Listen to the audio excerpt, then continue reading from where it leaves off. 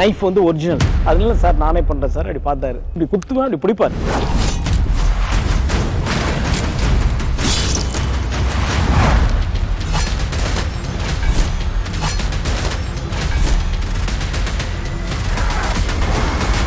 Jailer unlock super star Rajinikanth അഭിനയിച്ച mega block buster ചലച്ചിത്രം ജയിലറിന് പിന്നിലെ കഥ സബ് ടൈറ്റിലിനോടൊപ്പം നിങ്ങളുടെ സൺ നെക്സ്റ്റിൽ മാത്രം കണ്ടാസ്വദിക്കാം. ഇപ്പോൾ തന്നെ ആപ്പ് ഡൗൺലോഡ് ചെയ്യൂ.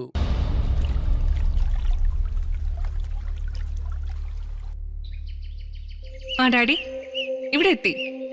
ആ ഇപ്പൊ ഞാൻ അദ്ദേഹത്തിന്റെ വീട്ടിലെത്തും. ആ ഉവ്വ്, സ്വാമിയേട്ടൻ കൂടെ തന്നെ ഉണ്ട്. ഡാഡി എന്തിനാ ഇങ്ങനെ പേടിക്കുന്നേ? ഞാൻ പെട്ടെന്ന് തിരിച്ചു വരും. ശരി. സാറും ടെൻഷനായിരിക്കില്ലേ? ആ അതെ.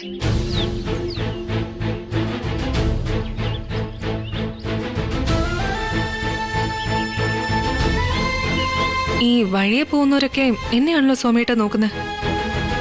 ആ ആദ്യം കൊലപ്പുള്ളി, ഇപ്പൊ കൊലപ്പുള്ളിയുടെ ഭാര്യ. നാട്ടുകാരെങ്ങനെ നോക്കാതിരിക്കുമല്ലേ? ഒക്കെ മേഡത്തിന്റെ തോന്നല.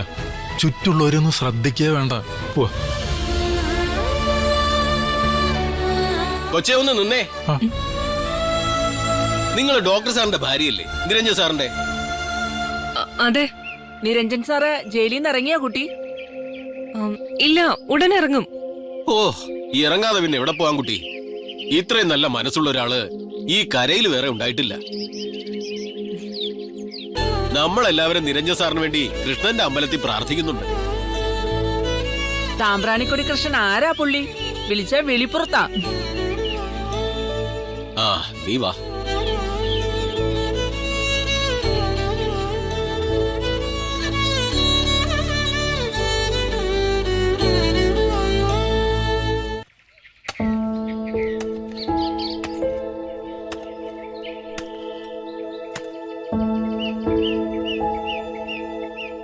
മണ്ണില് പൊന്നു വിളയിക്കാനാവും എന്നൊക്കെയാ പറച്ചില്.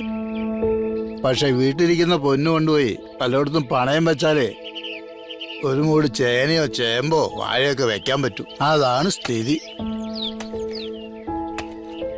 വേലിയേറ്റത്തിനങ്ങാൻ വെള്ളം കയറിയാലോ, അതും പോയി. ഓ, ഭാഗ്യത്തിന് ആനയും കാട്ടു വന്നില്ല. അത്രേ ആശ്വാസം. ശങ്കരേട്ടാ, ആ ദേ ഇതാരാ വന്നിരിക്കുന്നേന്ന് നോക്കിയേ. മോളോ?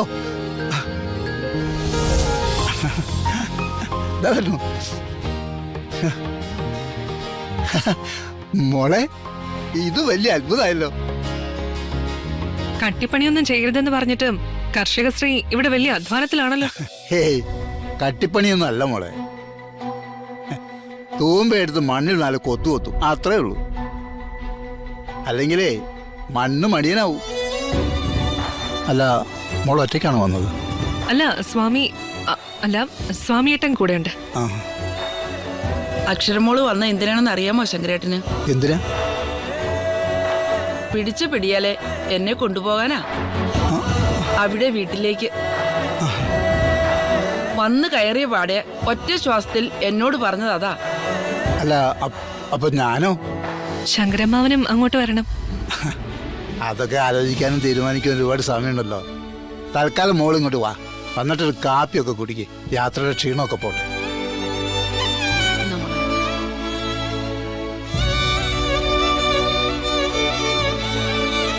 മോള് പറഞ്ഞതൊക്കെ ശരിയാ മോളെ.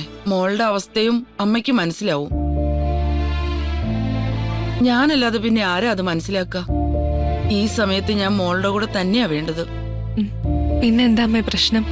മോളെ, ഞാനേ സ്വാമിക്കൊരു ചായയൊക്കെ കൊടുത്ത് കുറച്ച് നാട്ടുവർത്താനൊക്കെ പറഞ്ഞോണ്ട് നിൽക്കാം. നിങ്ങളുടെ അമ്മായിമ്മയും മരുമകളോട് എന്തേലും പറഞ്ഞോണ്ടിരിക്കും.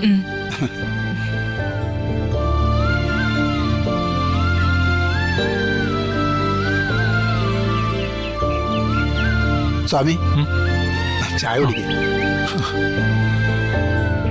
സ്വാമി എന്താ അകത്തേക്ക് ഇരിക്കാത്ത? സാരല്ല. അമ്മ എന്താ പറയാൻ വന്നത്? മോളുടെ കൂടെ വരാനോ ഒപ്പം നിൽക്കാനോ ആഗ്രഹമില്ലാഞ്ഞിട്ടല്ല മോളെ. പിന്നെന്താ? ശങ്കരമാമന്റെ അവസ്ഥ മോക്കറിയാലോ. മരുന്നുകൊണ്ടും മന്ത്രം കൊണ്ടും മാത്രം പിടിച്ചു നിൽക്കുന്ന മനുഷ്യനാ. എല്ലാത്തിനും ഒരാൾ കൂടെ വേണം. ശങ്കരമ്മാവനും നമ്മുടെ കൂടെ വരട്ടെ അമ്മ. ശങ്കരേട്ടൻ ഈ വീട് വിട്ട് എങ്ങോട്ടും വരില്ല മോളെ. അല്ല, എന്നോട് ദേഷ്യമുള്ളത് കൊണ്ടാണോ അമ്മ വരാത്തത്? അയ്യോ, ഒരിക്കലും അല്ല മോളെ. ഞങ്ങളുടെ പൊന്നു മോളോട് ഞങ്ങൾക്ക് എന്തിനാ ദേഷ്യം? അമ്മ അവസ്ഥ പറഞ്ഞതല്ലേ. എന്നാലും പതിയെ ഞാൻ ശങ്കരേട്ടനെ കൊണ്ട് സമ്മതിപ്പിക്കാൻ ശ്രമിക്കാം. അമ്മ വന്നിരുന്നെങ്കിൽ അദ്ദേഹത്തിന് വലിയ സന്തോഷായേനെ. എനിക്കറിയാം മോളെ, നിരഞ്ജന് കൊടുക്കാൻ കഴിയുന്ന ഏറ്റവും വലിയ സമ്മാനമാണ് ഞാൻ മോളുടെ കൂടെ വന്ന് നിൽക്കുക എന്നുള്ളത്. മോൾ എന്നെ വന്ന് വിളിച്ചു എന്നറിയുമ്പോ തന്നെ നിരഞ്ജൻ എന്ത് സന്തോഷാവും, അതെനിക്ക് ഊഹിക്കാനാവും.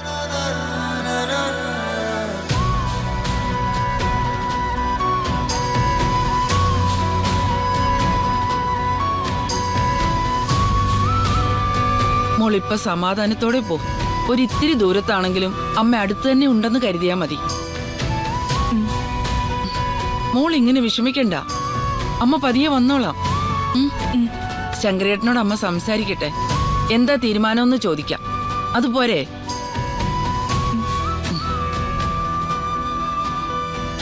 അമ്മ ഇല്ലാത്തവളാ ഞാൻ. എനിക്ക് എന്റെ അമ്മയെ സ്വർഗത്തിൽ നിന്ന് കൂട്ടിക്കൊണ്ടുവരാൻ പറ്റൂ? ഇല്ലല്ലോ. അപ്പൊ പിന്നെ എനിക്ക് ഭൂമിയിലെ എന്റെ ഈ അമ്മയെ ആശ്രയിക്കാനല്ലേ മാർഗമുള്ളൂ. അമ്മ വരണം, ഞാൻ കാത്തിരിക്കും.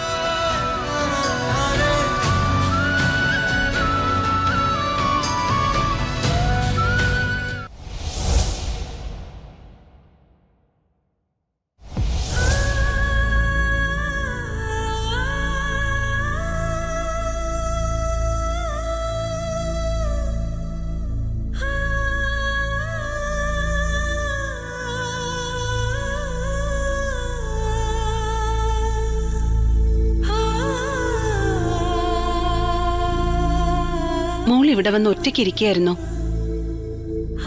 എന്താ മോളെ ഇത്? ഒന്നുകിൽ ഒറ്റയ്ക്ക് മുറി അടച്ചിരിപ്പ്, അല്ലെങ്കിൽ ഇതുപോലെ എവിടെയെങ്കിലും മാറിയ ആലോചന. എന്തു പറ്റി നിനക്ക്? ഒന്നുമില്ലമ്മ.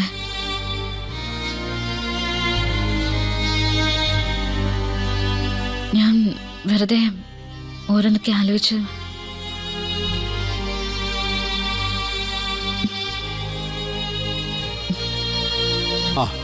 മോടെ ഈ ഒറ്റയ്ക്കിരുന്നുള്ള ആലോചന ഏറ്റവും വലിയ പ്രശ്നം.